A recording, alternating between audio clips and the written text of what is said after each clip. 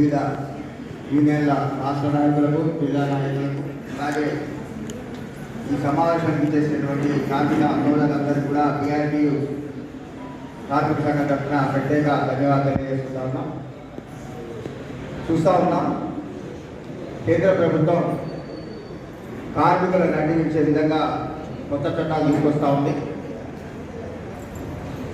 మనకి స్వతంత్రం వచ్చాక పోరాటం ద్వారా సాధించుకున్న కార్మిక చట్టాలను నిర్వీర్యం చేస్తూ ఏదైతే 8 గంటల పనిదినాన్ని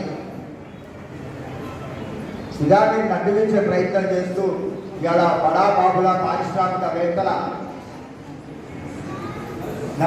వాళ్ళ సపోర్ట్ చేస్తూ ఇలా కార్మికులు ఇబ్బంది పడే చట్టాలను తీసుకొస్తా ఉన్నాం.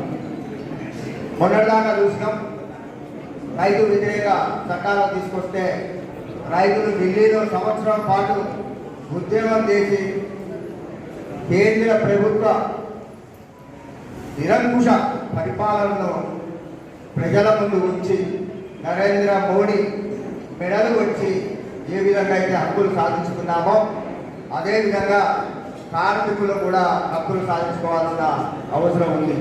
ప్రతి సంవత్సరం దేశవ్యాప్త సమ్మెలో భాగంగా మనం అన్ని యూనియన్లు కూడా కలిసి ఉద్యమాలు చేస్తాము. కానీ నరేంద్ర మోడీ గారికి ఇవన్నీ పక్కనట్టుగా ఏదోలే వీళ్ళు ఏదో ఉద్యమం చేస్తారు, 1 రోజు చేస్తారు, 2 రోజులు చేస్తారు, 3 రోజులు చేస్తారు, తర్వాత వాళ్ళు సైలెంట్ అయిపోతారు.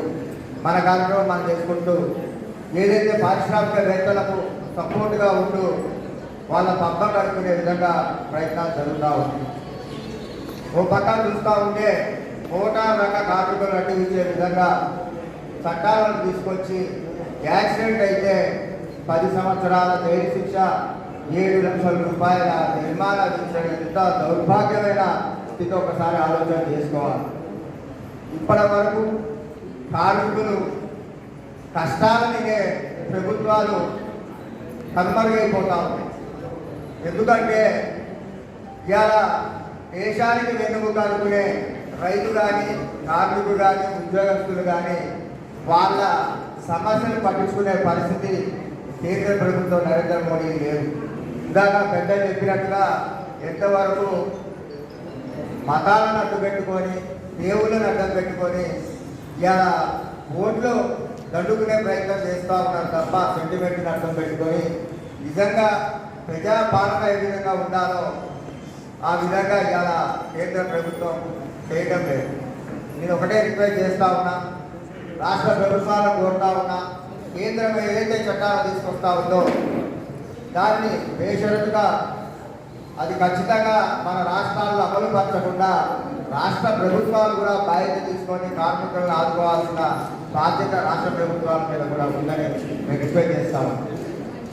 ఏదైతే రేపు ప్రొఫెసర్ నాగేశ్వరరావు గారి 8వ తారీఖు మీటింగ్ ఉంది, దాంట్లో ప్రతి ఒక్కరు, ఎందుకంటే నాగేశ్వరరావు గారి స్పీచ్ ఉంటే ఎంతో కొంత వరకు మనలో కూడా చైతన్యం వస్తుంది.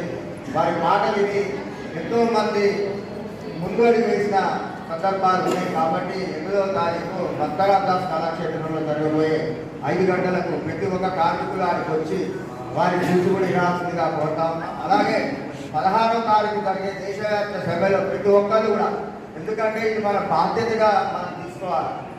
కార్మికులు ఎట్లుంటుందంటే ఇక అయిపోయింది, రేపు మళ్ళీ ఎవరి పనులు వాళ్ళు పోవాలి. ఎందుకంటే మనం బతుకు వెళ్ళాలంటే ఆ రోజు పని చేస్తేనే ఇంట్లో గడిపేది. కాబట్టి ఖచ్చితంగా ఒక్కసారి 16వ తారీఖు జరిగే దేశవ్యాప్త సమ్మెని ప్రతి ఒక్క కార్మికుడు, ప్రతి ఒక్క ఉద్యోగస్తుడు అందరూ కూడా, రైతు కూలీలు కూడా అందరూ కూడా, అది గ్రామ స్థాయిలో నుంచి అలాగే సిటీలో ఎక్కువగా ఫోకస్ అయ్యేది సిటీలో, మీడియా మొత్తం ఫోకస్ అయ్యేది సిటీలోనే. కాబట్టి సిటీలో ప్రతి ఒక్క కార్మికుడు, ముఖ్యంగా మోటార్ రంగ కార్మికులు బంద్ అయితే మొత్తం బంద్ అయ్యేటలే.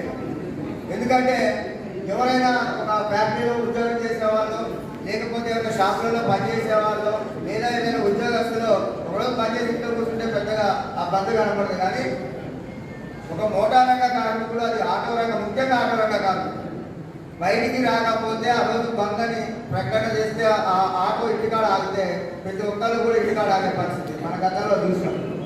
అలాగే సిటీ బస్సులు కూడా ఆల్రెడీ ఆర్టీసీ కూడా బంద్ అని చెప్పేసి చెప్పారు.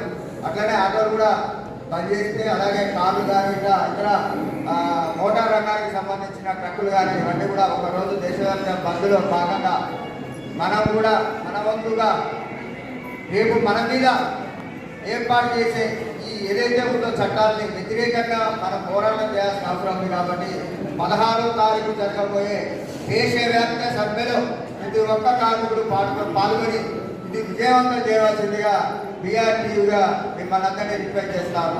Thank you. అవకాశం ఇచ్చిన కార్మిక వర్గానికి ధన్యవాదాలు తెలియజేసుకుంటూ